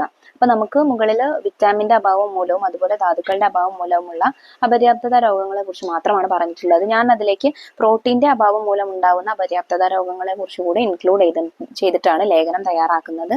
നിങ്ങൾക്ക് ആവശ്യമുള്ള നോട്ട്സ് അതിൽ നിന്ന് പ്രിപ്പയർ ചെയ്തെടുക്കാം. വളർച്ചയ്ക്കും വികാസത്തിനും മൊത്തത്തിലുള്ള ക്ഷേമത്തിനും സമീകൃത ആഹാരം അത്യാവശ്യമാണ്. ശരീരത്തിന് ആവശ്യമായ സുപ്രധാന പോഷകങ്ങൾ കാലക്രമേണ ലഭിക്കാതെ വരുമ്പോഴാണ് അപര്യാപ്തത രോഗങ്ങൾ ഉണ്ടാകുന്നത്. ഭക്ഷണത്തിൽ ആവശ്യ പോഷകങ്ങൾ, പ്രത്യേകിച്ച് വിറ്റാമിൻ, പ്രോട്ടീൻ, ധാതുക്കൾ എന്നിവ ഇല്ലെങ്കിൽ മാരകമായ പല അസുഖങ്ങളും പിടിപെട്ടേക്കാം. നമ്മുടെ ശരീര വളർച്ചയ്ക്കും ഊർജ നിർമ്മാണത്തിനും വേണ്ട പ്രധാനപ്പെട്ട ഒരു പോഷകമാണ് പ്രോട്ടീൻ. നമ്മുടെ തലമുടി, പേശികൾ, ത്വക്ക് എന്നിവയുടെ ആരോഗ്യത്തിന് പ്രോട്ടീൻ ആവശ്യമാണ്. ഈ പ്രോട്ടീനിന്റെ കുറവ് മൂലം മരാസ്മസ്, കോഷിയോർക്കർ തുടങ്ങിയ അസുഖങ്ങൾ ഉണ്ടായേക്കാം. നമ്മുടെ ശരീര വളർച്ചയ്ക്കും ആരോഗ്യത്തിനും ആവശ്യമുള്ള മറ്റൊരു പോഷകമാണ് വിറ്റാമിനുകൾ. A, B, C, D, E, K എന്നീ വിറ്റാമിനുകൾ ഉണ്ട്. വിറ്റാമിൻ എയുടെ കുറവ് നമ്മിൽ നിശാന്തത എന്ന രോഗം ഉണ്ടാക്കുന്നു. രാത്രിയിലും അരണ്ട വെളിച്ചത്തിലും കണ്ണ് കാണാത്ത അവസ്ഥയാണ് ഇത്. വിറ്റാമിൻ ബിയുടെ കുറവ് കൊണ്ടാണ് നമുക്ക് വായ്പുണ്ണ് വരുന്നത്. കൂടാതെ നാവിലെ വീക്കവും തൊലി ഇളകുന്ന അവസ്ഥയുമായ ഗ്ലോസിറ്റിസ് എന്ന രോഗവും വിറ്റാമിൻ ബിയുടെ കുറവ് കൊണ്ടാണ് വരുന്നത്. വിറ്റാമിൻ സിയുടെ അപര്യാപ്തത സ്കർവി എന്ന അസുഖത്തിന് കാരണമാകുന്നു. മോണയിൽ നിന്ന് രക്തസ്രാവം ഉണ്ടാകുന്ന അവസ്ഥയാണ് സ്കർവി. സൂര്യനിൽ നിന്ന് ലഭിക്കുന്ന വിറ്റാമിനാണ് വിറ്റാമിൻ ഡി. ഇതിന്റെ കുറവ് മൂലം കുട്ടികളിൽ എല്ലുകൾ ദുർബലമായോ മൃദുവായോ മാറുന്ന അവസ്ഥയായ കണ എന്ന അസുഖം വരുന്നു. നമ്മുടെ ശരീരത്തിന് വേണ്ട മറ്റൊരു പോഷകമാണ് ധാതുക്കൾ. അയൺ, അയഡിൻ, കാൽസ്യം എന്നിവ ധാതുക്കളാണ്. ഇവയുടെ അപര്യാപ്തത മൂലവും ഒരുപാട് ആരോഗ്യ പ്രശ്നങ്ങൾ ഉണ്ടാവുന്നു. കുട്ടികളിൽ കാണുന്ന അനീമിയ അഥവാ വിളർച്ചയാണ് അതിൽ പ്രധാനപ്പെട്ടത്. അയണിന്റെ കുറവ് കൊണ്ടാണ് ഈ അസുഖം വരുന്നത്. ഈ രോഗത്തെ ചെറുക്കാനാണ് നമ്മുടെ സ്കൂളുകളിൽ അയൺ ഗുളിക വിതരണം ചെയ്യുന്നത്. അയഡിന്റെ അഭാവം മൂലം വരുന്ന അസുഖമാണ് ഗോയിറ്റർ. മതിയായ കാൽസ്യം നമ്മുടെ ശരീരത്തിൽ ഇല്ലാതായാൽ ഓസ്റ്റിയോപൊറോസിസ് എന്ന അസുഖവും ഉണ്ടാകുന്നു. ഇത്തരത്തിൽ പോഷകാഹാരത്തിന്റെ കുറവ് മൂലം പല അസുഖങ്ങളും നമുക്ക് പിടിപെട്ടേക്കാം. പോഷക മൂല്യങ്ങളുള്ള ആഹാര രീതി പിന്തുടരാൻ എല്ലാവരും ശ്രദ്ധിച്ചെങ്കിൽ മാത്രമേ ആരോഗ്യമുള്ള നല്ലൊരു തലമുറയെ നമുക്ക് വാർത്തെടുക്കാനാവൂ. ഇനി നമുക്ക് ഓസ്റ്റിയോപൊറോസിസും ഗോയിറ്ററും എന്താണെന്ന് പഠിക്കാം. ഓസ്റ്റിയോപൊറോസിസ് അസ്ഥികളിലെ ധാതുക്കളുടെ സാന്ദ്രത കുറയുന്നത് മൂലം എല്ലുകളുടെ കട്ടി കുറഞ്ഞ് ദുർബലമാകുന്ന അവസ്ഥയാണ് ഓസ്റ്റിയോപൊറോസിസ് അല്ലെങ്കിൽ അസ്ഥിക്ഷയം. എല്ലുകളുടെ ബലക്ഷയം, പൊട്ടൽ എന്നിവയ്ക്ക് ഇത് കാരണമാകുന്നു. ഗോയിറ്റർ നാം കഴിക്കുന്ന ഭക്ഷണത്തിൽ അയഡിന്റെ അഭാവം മൂലം തൊണ്ടയിലെ തൈറോയിഡ് ഗ്രന്ഥി വലുതാവുന്ന അവസ്ഥയാണ്. തൈറോയിഡ് ഗ്രന്ഥിയുടെ ഹോർമോൺ ഉൽപാദനത്തിന് അയഡിൻ ആവശ്യമാണ്. ഗോയിറ്റർ ബാധിച്ചിട്ടുള്ള ഒരാളുടെ ഒരു ചിത്രം നമുക്ക് അവിടെ തന്നിട്ടുണ്ട് അല്ലെ. പോഷകേതര ഘടകങ്ങൾ, പോഷകങ്ങളെ കൂടാതെയുള്ള ഘടകങ്ങൾ എന്തൊക്കെയാണെന്ന് നോക്കാം. പോഷക ഘടകങ്ങളെ പോലെ തന്നെ പ്രധാനപ്പെട്ട മറ്റു ചില ഘടകങ്ങളും നമ്മുടെ ആരോഗ്യത്തിന് ആവശ്യമാണ്. അവ ഏതെല്ലാമാണെന്ന് നോക്കാം. ഇവിടെ നമുക്ക് വാഴപ്പിണ്ടിയുടെ ചിത്രം തന്നിട്ടുണ്ട്. വാഴപ്പിണ്ടി മുറിച്ചു നോക്കി അവയിലെ നാരുകൾ നിരീക്ഷിക്കൂ. നാരുകളുള്ള മറ്റേതെല്ലാം ഭക്ഷണ സാധനങ്ങൾ നിങ്ങൾക്കറിയാം? ഓറഞ്ച്, മാങ്ങ, കപ്പ, കാച്ചില്, ചേമ്പ് ഇതിലെല്ലാം എന്തുണ്ട്? നാരുകൾ അടങ്ങിയിട്ടുണ്ടല്ലേ. ആഹാരത്തിൽ നാരുകൾ ഉൾപ്പെടുത്തേണ്ടതിന്റെ ആവശ്യകത എന്താണ്? താഴെ കൊടുത്തിരിക്കുന്ന കുറിപ്പ് ചർച്ച ചെയ്യൂ. നിങ്ങളുടെ നിഗമനങ്ങൾ ശാസ്ത്ര പുസ്തകത്തിൽ രേഖപ്പെടുത്തൂ. ഇനി നമുക്ക് നാരുകളെ കുറിച്ച് കുറച്ച് കാര്യങ്ങൾ നോക്കാം. സസ്യാഹാരത്തിലൂടെ ലഭിക്കുന്നതും ശരീരത്തിന് ദഹിപ്പിക്കാൻ കഴിയാത്തതുമായ സെല്ലുലോസ് ആണ് നാരുകൾ. നാരുകൾ പോഷക ഘടകമല്ല എങ്കിലും ദഹനം, വൻകുടലിലൂടെ വിസർജ്യ വസ്തുക്കളുടെ പുറംതള്ളൽ എന്നിവ സുഗമമാക്കുന്നത് നാരുകളാണ്. തവിടടങ്ങിയ ധാന്യങ്ങൾ, ഇലക്കറികൾ, പച്ചക്കറികൾ, വാഴയുടെ പിണ്ടി, വാഴക്കൂമ്പ് തുടങ്ങിയവയിൽ ധാരാളം നാരുകൾ അടങ്ങിയിരിക്കുന്നു. അച്ഛനോടും അമ്മയോടും ചോദിച്ച് വാഴയുടെ പിണ്ടിയോ കൂമ്പോ ഉപയോഗിച്ച് നിങ്ങളുടെ വീട്ടിൽ തയ്യാറാക്കുന്ന ഭക്ഷ്യവിഭവങ്ങൾ ഏതെല്ലാമാണെന്ന് മനസ്സിലാക്കൂ. അവ നിർബന്ധമായും നിങ്ങളുടെ ഭക്ഷണത്തിൽ ഉൾപ്പെടുത്താൻ ശ്രമിക്കുമല്ലോ. ഇനി താഴെ തന്നിരിക്കുന്ന ചിത്രം നിരീക്ഷിക്കൂ. മാമ്പഴവും അതുപോലെ മാമ്പഴ ജ്യൂസും രണ്ടും ചിത്രത്തിലുണ്ടല്ലേ. മാമ്പഴ കഷ്ണങ്ങളും അരിച്ചെടുത്ത മാമ്പഴ ജ്യൂസും ശ്രദ്ധിച്ചില്ലേ? ഏതിലാണ് കൂടുതൽ നാരുകൾ ഉണ്ടാവുക? മാമ്പഴത്തിലായിരിക്കും അല്ലെ. മാമ്പഴം അങ്ങനെ കഴിക്കുമ്പോഴാണ് കൂടുതൽ നാരുകൾ ഉണ്ടാവുക. അതുകൊണ്ട് ഇനി മുതൽ മാമ്പഴം, ഓറഞ്ച്, ആപ്പിള് തുടങ്ങിയ പഴവർഗ്ഗങ്ങൾ ജ്യൂസ് രൂപത്തിലാക്കാതെ കഴിക്കാൻ ശ്രദ്ധിക്കണം. അപ്പോൾ ഇങ്ങനെ ഒരു ചോദ്യം പ്രതീക്ഷിക്കാം. എങ്ങനെ? മാമ്പഴം, പഴങ്ങൾ അങ്ങനെ കഴിക്കുന്നതാണോ അതോ ജ്യൂസായി കഴിക്കുന്നതാണോ നല്ലത്? എന്തുകൊണ്ടെന്നല്ലേ. എങ്ങനെയാണ്? പഴങ്ങൾ അങ്ങനെ കഴിക്കുന്നതാണ് നല്ലത്, ജ്യൂസ് ആക്കാതെ. കാരണം അപ്പോഴാണ് നമുക്ക് കൂടുതൽ നാരുകൾ നമ്മുടെ ശരീരത്തിലേക്ക് ലഭിക്കുന്നത്. ഈ നാരുകളാണ് നമ്മുടെ ദഹനം, അതുപോലെ വൻകുടലിലൂടെയുള്ള വിസർജ്യ വസ്തുക്കളുടെ പുറന്തള്ളൽ തുടങ്ങിയവ സുഗമമാക്കുന്നത്. അതുകൊണ്ട് പഴങ്ങൾ അങ്ങനെ കഴിക്കുന്നതാണ് ഏറ്റവും നല്ലത്. ഇനി ശരീരത്തിലുള്ള ജലത്തിന്റെ ആവശ്യം എന്താണെന്ന് നോക്കാം. ജലം നമ്മുടെ ശരീരത്തിന്റെ ഏതാണ്ട് 70% ജലമാണെന്ന് നിങ്ങൾക്കറിയാമല്ലോ. ദഹനം, രക്തചംക്രമണം, വിസർജനം തുടങ്ങി വിവിധ ശാരീരിക പ്രവർത്തനങ്ങൾക്ക് ജലം ആവശ്യമാണ്. മൂത്രം, വിയർപ്പ് മുതലായവയിലൂടെ ശരീരത്തിൽ നിന്ന് ജലനഷ്ടം ഉണ്ടാകുന്നു. അതിനാൽ ധാരാളം ശുദ്ധജലം കുടിക്കണം. കുട്ടികൾ ഒരു ദിവസം 10 മുതൽ 12 ഗ്ലാസ് വരെ വെള്ളം കുടിക്കേണ്ടതുണ്ട്. തക്കാളി, വെള്ളരി, തണ്ണിമത്തൻ തുടങ്ങിയ പച്ചക്കറികളിൽ ധാരാളം ജലം അടങ്ങിയിരിക്കുന്നു. ഇവയും ഭക്ഷണത്തിൽ ഉൾപ്പെടുത്തുമല്ലോ.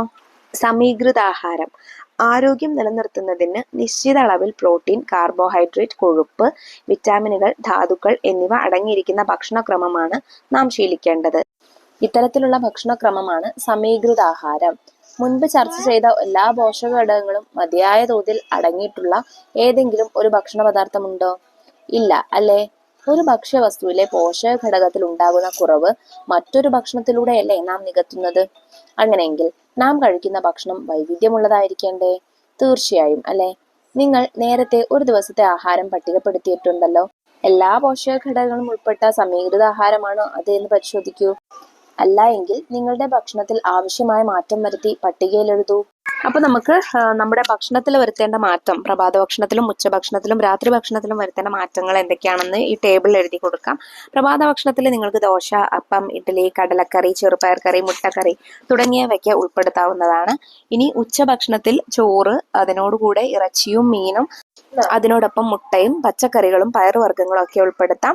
അതുപോലെ രാത്രി ഭക്ഷണത്തിൽ ചപ്പാത്തിയോ ചോറോ അല്ലെങ്കിൽ അതിനോടുകൂടെ വെജിറ്റബിൾ സാലഡോ ഫ്രൂട്ട് സാലഡോ അല്ലെങ്കിൽ പഴങ്ങൾ പച്ചയ്ക്ക് കഴിക്കുകയോ പിന്നെ പാല് കുടിക്കുകയോ ചെയ്യാം. ഇനി നിങ്ങൾക്ക് ഇവിടെ ഒരു ഫുഡ് പ്ലേറ്റിന്റെ മാതൃക തന്നിട്ടുണ്ട്. അതായത് ഓരോ സമയത്തെ ഭക്ഷണത്തിലും എന്തൊക്കെ കാര്യങ്ങൾ ഇൻക്ലൂഡ് ചെയ്യാം എന്നുള്ളത്. നാം ചർച്ച ചെയ്ത പോഷക ഘടകങ്ങളിൽ ഒരു ഘടകവും ഒഴിവാക്കാൻ കഴിയില്ല എന്ന് മനസ്സിലായല്ലേ? എല്ലാ പോഷക ഘടകങ്ങളും ഉൾപ്പെടുത്തിയിട്ടുള്ള ഒരു മാതൃകയാണ് ചിത്രത്തിൽ നൽകിയിരിക്കുന്നത്. ഒരു ദിവസം കഴിക്കേണ്ട ഭക്ഷ്യവസ്തുക്കളുടെ അളവുകൾ ചിത്രത്തിൽ നോക്കി കണ്ടെത്തൂ. അപ്പൊ പച്ചക്കറികൾ, നിങ്ങൾക്ക് ഇഷ്ടമുള്ള ഏതെങ്കിലും പച്ചക്കറികളൊക്കെ ആയിട്ട് 400 ഗ്രാം കഴിക്കണം. പഴങ്ങള് ഒരു ദിവസം 100 ഗ്രാമെങ്കിലും കഴിക്കണം. പയറുവർഗ്ഗങ്ങള്, മുട്ട, മത്സ്യം, മാംസം തുടങ്ങിയവ 85 ഗ്രാമെങ്കിലും കഴിക്കണം. പിന്നെ അതുപോലെ പാല് അല്ലെങ്കിൽ തൈര് ഒരു 300 ml എങ്കിലും നിങ്ങൾ കഴിച്ചിരിക്കണം. അണ്ടിപ്പരിപ്പുകൾ, വിത്തുകൾ, അതായത് ബദാം, പിസ്ത, വാൾനട്ട് തുടങ്ങിയവയൊക്കെ 30 ഗ്രാമെങ്കിലും കഴിക്കണം. കൊഴുപ്പുകൾ 27 ഗ്രാമാണ് പാടുള്ളത്.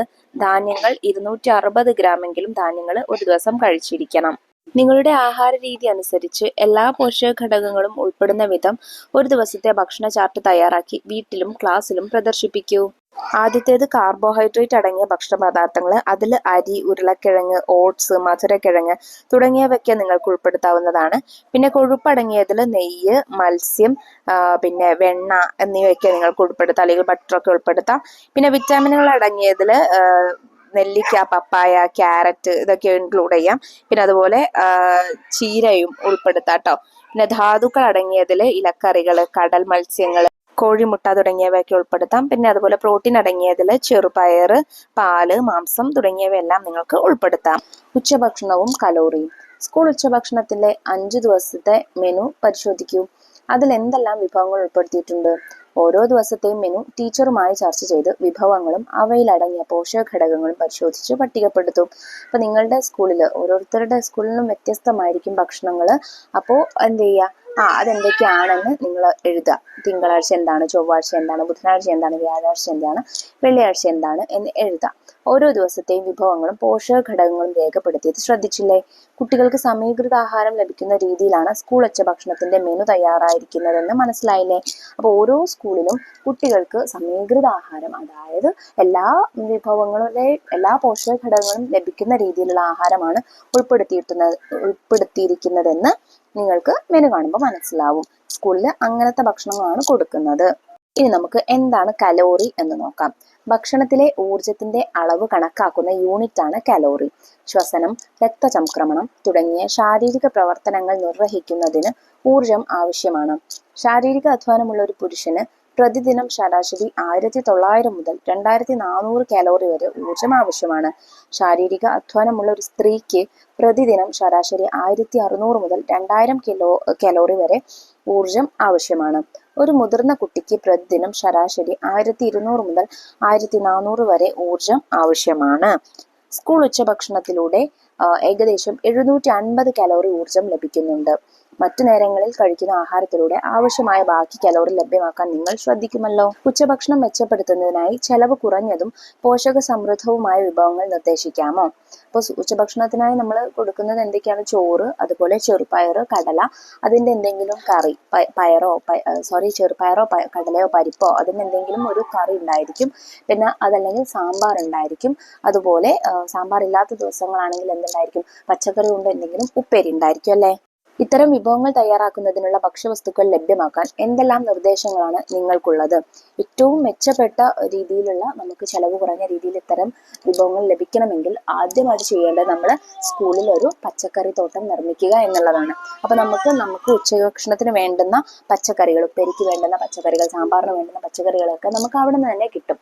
പിന്നെ അതല്ലെങ്കിൽ നിങ്ങൾക്ക് ഓരോ ആഴ്ചയിൽ ഓരോ ക്ലാസ്സുകൾ വീതം, അല്ലെങ്കിൽ ഒരുപാട് വലിയ സ്കൂളാണെങ്കിൽ ഓരോ ദിവസം ഓരോ ക്ലാസ്സിലെ കുട്ടികൾ ചേർന്നിട്ട് എന്ത് ചെയ്യുക, ആ വീട്ടിൽ നിന്ന് കുറച്ച് നല്ല പച്ചക്കറികൾ കൊണ്ടുവരാം, അല്ലെങ്കിൽ പയറുവർഗ്ഗങ്ങൾ, ധാന്യങ്ങളൊക്കെ കൊണ്ടുവരാം. എന്നിട്ട് ഇതിങ്ങനെ എന്ത് ചെയ്യുക, ഓരോ ദിവസം ഓരോ ക്ലാസ്സിലെ കുട്ടികളായിട്ട് അങ്ങനെ റൊട്ടേറ്റ് ചെയ്ത് പോകാം. അപ്പോൾ വലിയ സ്കൂളൊക്കെ ആണെങ്കിൽ ഒരു പക്ഷേ 2 മാസം കൂടുമ്പോൾ 1.5 മാസം കൂടുമ്പോഴൊക്കെ ആയിരിക്കും ഈ റൊട്ടേഷന് വരുന്നത്. ചെറിയ സ്കൂളുകളാണെങ്കിൽ 1 മാസം കൂടുമ്പോഴൊക്കെ ആയിരിക്കും ഈ റൊട്ടേഷന് വരുന്നത്. എങ്കിലും നമുക്ക് ചിലവ് കുറഞ്ഞ രീതിയിൽ വ്യത്യസ്തമായിട്ടുള്ള പോഷകഘടകങ്ങൾ ലഭിക്കുന്ന വ്യത്യസ്തമായിട്ടുള്ള ഭക്ഷണ പദാർത്ഥങ്ങൾ നമുക്ക് ലഭ്യമാക്കാവുന്നതാണ്. പോഷകമൂല്യങ്ങൾ നഷ്ടപ്പെടാതിരിക്കാൻ ആഹാരം പാകം ചെയ്യുമ്പോൾ എങ്ങനെയെല്ലാമാണ് പോഷകമൂല്യങ്ങൾ നഷ്ടപ്പെടാൻ സാധ്യതയുള്ളത് ചർച്ച ചെയ്ത് ശാസ്ത്ര പുസ്തകത്തിൽ എഴുതൂ. പച്ചക്കറി മുറിച്ചതിന് ശേഷം കഴുകുമ്പോൾ പോഷകമൂല്യങ്ങൾ നഷ്ടപ്പെടാം. പഴങ്ങൾ മുറിച്ചതിന് ശേഷം കഴുകുമ്പോൾ നഷ്ടപ്പെടാം. അമിതമായി വേവിക്കുന്നത് കൊണ്ട് നഷ്ടപ്പെടാം. പഴവർഗ്ഗങ്ങൾ ജ്യൂസ് അടിച്ച് കുടിക്കുന്നത് കൊണ്ട് നഷ്ടപ്പെടാം. പഴങ്ങളും പച്ചക്കറികളും മുറിച്ചതിന് ശേഷം കഴുകാൻ പാടില്ല എന്ന് പറയുന്നത് എന്തുകൊണ്ടാണെന്ന് മനസ്സിലായില്ലേ? ആഹാരത്തിലെ പോഷക ഘടകങ്ങൾ നഷ്ടപ്പെടാതിരിക്കാൻ സ്വീകരിക്കേണ്ട മാർഗങ്ങൾ വീട്ടിലെ മുതിർന്നവരുമായി ചർച്ച ചെയ്ത് ശാസ്ത്ര പുസ്തകത്തിൽ എഴുതൂ. നമ്മൾ ഓൾറെഡി എഴുതി കഴിഞ്ഞു. ആരോഗ്യത്തോടെ വളരാൻ പോഷക സമൃദ്ധമായ ആഹാരം കഴിക്കേണ്ടതിന്റെ ആവശ്യം നിങ്ങൾക്ക് മനസ്സിലായല്ലോ. പോഷക സമൃദ്ധമായ ആഹാരം ആരോഗ്യത്തിന് അത്യന്താപേക്ഷിതമാണെന്ന് മാത്രമല്ല, അത് നമ്മുടെ അവകാശവുമാണ്. ഇനി നമുക്കിതിലെ വിലയിരുത്താൻ ചോദ്യങ്ങൾ ചെയ്തു നോക്കാം. ചോദ്യം 1. പോഷക ഘടകങ്ങളും അവ കൂടുതലായി അടങ്ങിയിരിക്കുന്ന ആഹാര വസ്തുക്കളും തന്നിരിക്കുന്നു. അവ ശരിയായ രീതിയിൽ വരച്ചു യോജിപ്പിക്കുക. കാർബോഹൈഡ്രേറ്റ്, ധാതുക്കൾ, കൊഴുപ്പ്, പ്രോട്ടീൻ എന്നീ പോഷക ഘടകങ്ങളാണ് തന്നിട്ടുള്ളത്. ആഹാരങ്ങൾ ഇലക്കറികൾ, പയറുവർഗ്ഗങ്ങൾ, മുട്ട, ധാന്യങ്ങൾ, എണ്ണകൾ എന്നിവയാണ് തന്നിട്ടുള്ളത്. അപ്പോൾ കാർബോഹൈഡ്രേറ്റ് ഏറ്റവും കൂടുതൽ അടങ്ങിയിരിക്കുന്നത് ധാന്യങ്ങളിലാണ്. പിന്നെ ധാതുക്കൾ ഏറ്റവും കൂടുതൽ അടങ്ങിയിരിക്കുന്നത് ഇലക്കറികളിലാണ്. കൊഴുപ്പ് ഏറ്റവും കൂടുതൽ അടങ്ങിയിരിക്കുന്നത് എണ്ണകളിലാണ്. പ്രോട്ടീൻ കൂടുതൽ അടങ്ങിയിരിക്കുന്നത് പയറുവർഗ്ഗങ്ങളിലും മുട്ടയിലുമാണ്. ചോദ്യം 2. അയഡിൻ അടങ്ങിയ ആഹാരം കഴിക്കാത്ത ഒരു വ്യക്തിക്ക് വരാവുന്ന ആരോഗ്യ പ്രശ്നം ഏതാണ്? എ. നിശാന്തത, ബി. കണ, സി. വിളർച്ച, ഡി. ഗോയിറ്റർ. ഏതാണ് മക്കളെ? അയഡിന്റെ അഭാവം മൂലം ഉണ്ടാകുന്ന അസുഖം ഗോയിറ്റർ ആണ്. നിശാന്തത ഉണ്ടാകുന്നതോ വിറ്റാമിൻ എയുടെ കുറവ് മൂലമാണ്. കണയുണ്ടാവുന്നത് വിറ്റാമിൻ ഡിയുടെ കുറവ് മൂലമാണ്. വിളർച്ച ഉണ്ടാവുന്നത് നമ്മുടെ അയണിന്റെ കുറവ് മൂലമാണ് കേട്ടോ. അപ്പോൾ ഈ അസുഖങ്ങളും അവ ഏതിന്റെ അപര്യാപ്തത കൊണ്ടാണ് ഉണ്ടാവുന്നതെന്നും പഠിച്ചു പോകണം കേട്ടോ. ചോദ്യം 3. നാരുകളെ ദഹിപ്പിക്കാൻ നമ്മുടെ ശരീരത്തിന് കഴിയില്ല. പിന്നെ എന്തിനാണ് നാരുകളുള്ള ആഹാരം കഴിക്കണമെന്ന് പറയുന്നത്? എന്തിനാണ്? ദഹനം, വൻകുടലിലൂടെ വിസർജ്യങ്ങൾ പുറന്തള്ളൽ എന്നിവ സുഗമമാക്കുന്നത് നാരുകളാണ്. ചോദ്യം 4. പല്ലിന്റെ ആരോഗ്യത്തിന് ഏത് പോഷക ഘടകമാണ് വേണ്ടത്? ഈ പോഷക ഘടകം നമുക്ക് ഏതൊക്കെ ആഹാര വസ്തുക്കളിൽ നിന്ന് ലഭിക്കും? പല്ലിന്റെ ആരോഗ്യത്തിന് നമുക്ക് 3 പോഷക ഘടകങ്ങൾ വേണം. 1. കാൽസ്യം. കാൽസ്യം ലഭിക്കുന്നത് മുട്ട, മത്സ്യം, പാല്, ഇലക്കറികൾ എന്നിവയിൽ നിന്നാണ്. പിന്നെ വിറ്റാമിൻ സി വേണം പല്ലിന്റെ ആരോഗ്യത്തിന്. അത് നമുക്ക് നെല്ലിക്ക, നാരങ്ങ, ഓറഞ്ച്, ഉരുളക്കിഴങ്ങ് തുടങ്ങിയവയിൽ നിന്ന് ലഭിക്കും. പിന്നെ അതുപോലെ വിറ്റാമിൻ ഡി വേണം. വിറ്റാമിൻ ഡി പ്രധാനമായും ലഭിക്കുന്നത് സൂര്യപ്രകാശത്തിൽ നിന്നാണ്. അതുകൂടാതെ മത്സ്യം, മുട്ട, ഇറച്ചി, ലിവർ എന്നിവയിൽ നിന്നും ലഭിക്കും. ചോദ്യം 5. ടീച്ചർ ഇന്ന് അയൺ ഗുളിക തന്നു, പക്ഷേ ഞാനത് കഴിച്ചില്ല. അരുണ പറയുന്നതിനോട് നിങ്ങൾ യോജിക്കുന്നുണ്ടോ? എന്തുകൊണ്ട്? ഇല്ല. കാരണം നമ്മുടെ ശരീരത്തിന് ആവശ്യമുള്ള ഒരു ധാതുവാണ് അയൺ. നമ്മുടെ രക്തത്തിലെ ഹീമോഗ്ലോബിന്റെ അളവ് നിലനിർത്തുന്നതിൽ അയൺ പ്രധാന പങ്ക് വഹിക്കുന്നു. അയണിന്റെ കുറവ് കൊണ്ട് ഒട്ടേറെ അപര്യാപ്തത രോഗങ്ങൾ ഉണ്ടാവുന്നു. അനീമിയ അഥവാ വിളർച്ച അതിൽ പ്രധാനപ്പെട്ട ഒന്നാണ്. അതുകൊണ്ട് അയൺ ഗുളിക തീർച്ചയായും കഴിച്ചിരിക്കണം. ചോദ്യം 6. വിറ്റാമിനുകളും ധാതുക്കളും നമ്മുടെ ശരീരത്തിന് കുറഞ്ഞ അളവിലല്ലേ ആവശ്യമുള്ളൂ. അതിനാൽ അവ അടങ്ങിയിട്ടുള്ള ഭക്ഷ്യവസ്തുക്കൾ ആഹാരത്തിൽ കുറച്ചു മാത്രം ഉൾപ്പെടുത്തിയാൽ മതി. ഒരു കുട്ടിയുടെ അഭിപ്രായമാണിത്. ഇതിനോട് നിങ്ങൾ യോജിക്കുന്നുണ്ടോ? എന്തുകൊണ്ട്? യോജിക്കുന്നില്ല. കാരണം ധാതുക്കളും വിറ്റാമിനുകളും കുറഞ്ഞ അളവിൽ മതിയെങ്കിലും വേണ്ടത്ര അളവിൽ അവ ലഭിച്ചില്ലെങ്കിൽ പല അപര്യാപ്തത രോഗങ്ങളും ഉണ്ടാവുന്നു. പ്രോട്ടീന്റെ കുറവ് കൊണ്ട് കോഷിയോക്കർ, മരാസ്മസ് എന്നിവയും, വിറ്റാമിന്റെ കുറവ് കൊണ്ട് നിശാന്തത, ഗ്ലോസിറ്റസ്, വായ്പുണ്ണ്, സ്കർവി, കണ തുടങ്ങിയവയും, ധാതുക്കളുടെ കുറവ് കൊണ്ട് അനീമിയ, ഗോയിറ്റർ, ഓസ്റ്റിയോപെറോസിസ് തുടങ്ങിയവയും ഉണ്ടാവുന്നു. അതിനാൽ ഈ പോഷകങ്ങൾ അടങ്ങിയ ഭക്ഷ്യവസ്തുക്കൾ കൂടുതലായി തന്നെ ആഹാരത്തിൽ ഉൾപ്പെടുത്തണം. അപ്പൊ ഇത്രയും കാര്യങ്ങളാണ് കേട്ടോ മക്കളെ നിങ്ങൾക്ക് ഒന്നാമത്തെ പാഠഭാഗത്തിൽ പഠിക്കാനായിട്ടുള്ളത്. പാഠഭാഗവും അതിൽ ചെയ്തിട്ടുള്ള എല്ലാ പ്രവർത്തനങ്ങളും എല്ലാ മക്കൾക്കും മനസ്സിലായിട്ടുണ്ടെന്ന് വിശ്വസിക്കുന്നു. വീഡിയോ ഉപകാരപ്രദമായിട്ടുണ്ടെങ്കിൽ നിങ്ങളുടെ കൂട്ടുകാരിലേക്ക് കൂടെ നമ്മുടെ വീഡിയോ ഷെയർ ചെയ്യാൻ മറക്കരുത്. 6ാം ക്ലാസ്സിലെ മറ്റു വിഷയങ്ങളുടെ വീഡിയോസ് നമ്മൾ വൈകാതെ അപ്ലോഡ് ചെയ്യുന്നതായിരിക്കും. ആ വീഡിയോസ് കിട്ടുന്നതിന് വേണ്ടി ചാനൽ ഒന്ന് സബ്സ്ക്രൈബ് ചെയ്യാൻ മറക്കരുത് കേട്ടോ. അതുപോലെ ഇന്നത്തെ ക്ലാസ്സിനെ കുറിച്ചുള്ള നിങ്ങളുടെ അഭിപ്രായങ്ങൾ കമന്റ് ബോക്സിലൂടെ അറിയിക്കാനും മറക്കരുത്. അപ്പോൾ ശരി, അടുത്ത ക്ലാസ്സുമായി നമുക്ക് വീണ്ടും കാണാം. താങ്ക്